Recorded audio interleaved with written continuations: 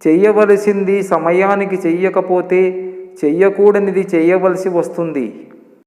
జీవితంలో ఒక్క విషయము గమనించు. నీవు ఎవరికైనా చాలా ముఖ్యమైన వ్యక్తివి కావచ్చు, కానీ అది ఎల్లకాలము కాదు. అవసరాలను బట్టి వ్యక్తుల అభిప్రాయాలు మారుతూ ఉంటాయి. సముద్రంలో నీరు నిండుగా ఉంటుంది, కానీ త్రాగడానికి పనికిరాదు. చిన్న నదిలో నీరు తక్కువగా ఉంటుంది. మనుషులు, జంతువులు, పక్షులు ఆ నీటిని త్రాగి తమ దాహార్తిని తీర్చుకుంటాయి. నదుల్లోని నీరు సముద్రాన్ని చేరుతుంది. నదికి ఇవ్వటం అలవాటు, సముద్రానికి తీసుకోవడం అలవాటు. పంచేవారికి ప్రశంసలు లభిస్తాయి. తీసుకోవడానికి అలవాటు పడిన వారు ఎంత పెద్దవారైనా అప్రతిష్ట.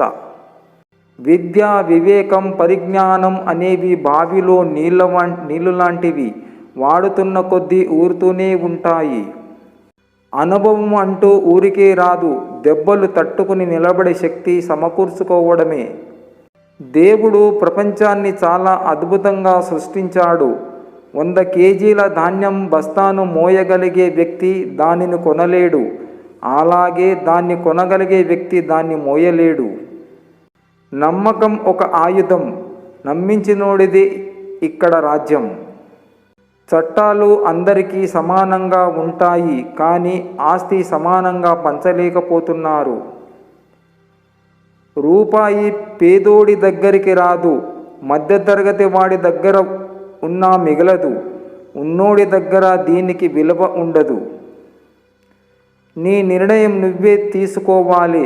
10 మందిలో డిస్కస్ చేశావంటే 10 రకాల ఆలోచనలతో నీ గుండె బరువెక్కి మైండ్ ఆఫ్ అయ్యి ఏ నిర్ణయం తీసుకోలేవు.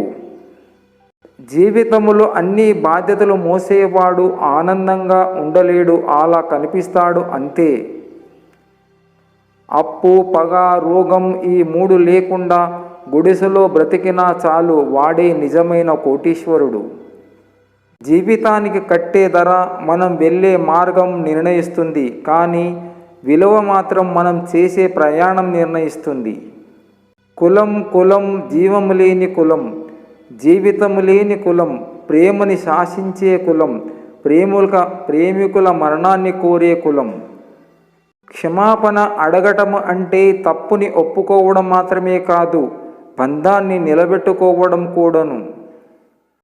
ఇష్టం లేని చోట ఇంద్రభవనం కూడా ఇరుకుగానే ఉంటుంది. మనసు పడిన చోట మట్టి ఇల్లు కూడా తాజ్మహల్లా కనిపిస్తుంది. నమ్మకమైనా, గౌరవమైనా, ప్రాణమైనా బ్రతకడం గొప్ప కాదు. ఒక్కసారి పోతే మళ్ళీ తిరిగి రావు. నిజాయితీగా బతకడం గొప్ప. కనడానికి అమ్మ అవసరం, పెంచడానికి నాన్న అవసరం. జీవితం పంచుకోవడానికి తోడు అవసరం.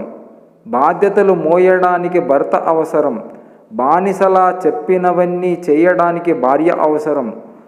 కొరివి పెట్టడానికి కొడుకు అవసరం. కాటికి మోయడానికి బంధువులు అవసరం. కడవరకు స్నేహితులు అవసరం. ఇలా పుట్టిన దగ్గర నుండి పోయే వరకు మనిషికి అన్నీ అవసరమే. మనిషి కాదు మారాల్సింది, మనసు మారాలి. ఆలోచించే విధానం మారాలి. మంచిగా ఆలోచిస్తే అన్నీ మంచిగా కనిపిస్తాయి. చెడుగా ఆలోచిస్తే అన్నీ చెడుగానే అర్థమవుతాయి. ఇక్కడ భుజం తట్టి ఓదార్చే వాళ్ళకంటే కడుపు కొట్టి ఆనందించే వాళ్ళే ఎక్కువ.